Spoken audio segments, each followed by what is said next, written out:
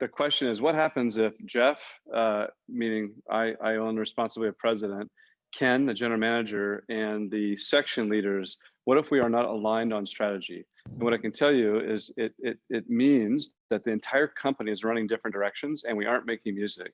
So what I'm sure all of you can relate to is if you've ever been to church and heard really crappy music, or wherever you go to crappy music, but usually church is the place.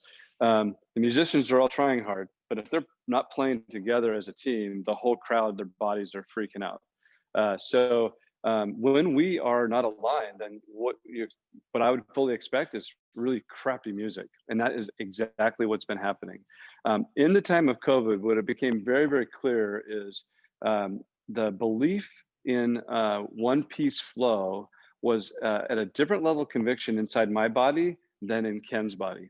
And so we had a massive fight, and I think we've mentioned this before, but a massive fight because at some point I realized, oh, you don't believe this. You're actually arguing with me about gravity. This was like it was a gift of a moment because the two of us realized, oh, we have absolutely different strategies. We have different beliefs. I'm saying, please do this. And you're actually telling everybody, nah, ignore him, do something different.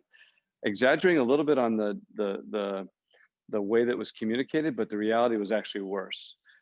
So if your leaders can't agree in writing, this is where we're trying to go. And these are the beliefs that drive that behavior, then we can't do what we're doing. So now the blessing of having a daily huddle is instead of finding out a week or a month or a quarter later that we aren't aligned, we're finding out every day, like literally every day. Oh shit, we're not aligned. Hey, let's talk about that.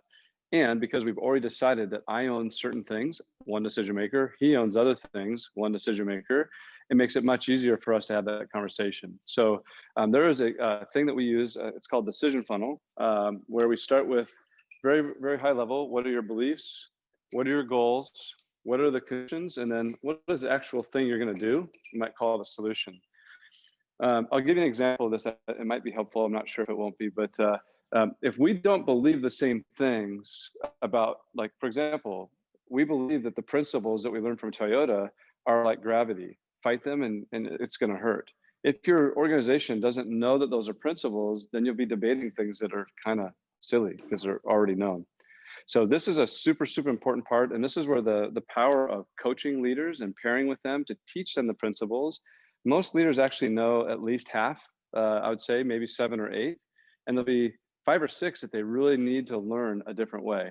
This is a little bit of the reason why we're trying to share with the world is, hey, as a leader, if you have more authority, the damage that you can do is so high. So we need to make sure that we have the same principles.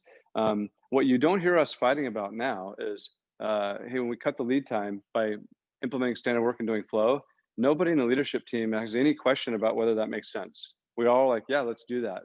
The frustration we have is how do we get there? I cannot imagine being in a place where somebody's going, oh, I'm not sure if flow is the right way to do it. I'd be like, oh, I just want to shoot myself now. I don't want to be here.